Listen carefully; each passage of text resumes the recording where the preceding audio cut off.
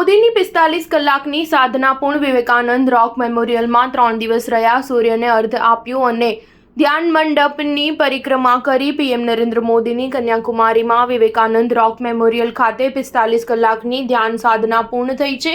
શનિવાર ત્રીજો દિવસ હતો. આજે સૂર્યોદય સમયે મોદીએ સૂર્યને અર્ઘ અર્પણ કર્યું હતું અને ધ્યાન મંડપની પરિક્રમા કરી. આજની તસવીરોમાં મોદી ધ્યાન મંડપમાં કોરિડોરમાં બેસીને રુદ્રાક્ષની માળાના જાપ કરતા અને સ્વામી વિવેકાનંદની પ્રતિમાને પ્રણામ કરતા જોવા મળ્યા હતા. તેઓ આજે સાંજે વિવેકાનંદ રોક મેમોરિયલથી બહાર આવશે. મોદી 30 મેના રોજ અહીં પહોંચ્યા હતા. 31 મેના રોજ તેમના ધ્યાનની તસવીરો સામે આવી હતી. તેઓ કેસરી વસ્ત્રો, હાથમાં રુદ્રાક્ષની માળા અને કપાળ પર તિલક કરેલા જોવા મળ્યા હતા. સવારે તેમણે સૂર્યને અર્ઘ અર્પણ કર્યું, મંદિરની પરિક્રમા કરી અને ધ્યાનની મુદ્રામાં બેઠા. ગુરુવારે સાંજે જ્યારે પીએમ કન્યાકુમારી પહોંચ્યા ત્યારે તેમણે સૌથી પહેલું કામ ભગવતી દેવી અમ્માન મંદિરમાં પૂજા કરવાનું કર્યું. તેમણે પૂજા દરમિયાન સફેદ મુંડું અને શાલ પહેરી હતી. પૂજારીઓએ તેમના માટે વિશેષ આરતી કરી હતી. પ્રસાદ, શાલ અને દેવીનું ચિત્ર આપ્યું. તમિલનાડુ કોંગ્રેસ સમિતિએ મદ્રાસ હાઈકોર્ટમાં કરેલી અરજીમાં કહ્યું છે કે વડાપ્રધાનની વિવેકાનંદ રોકની મુલાકાત સામે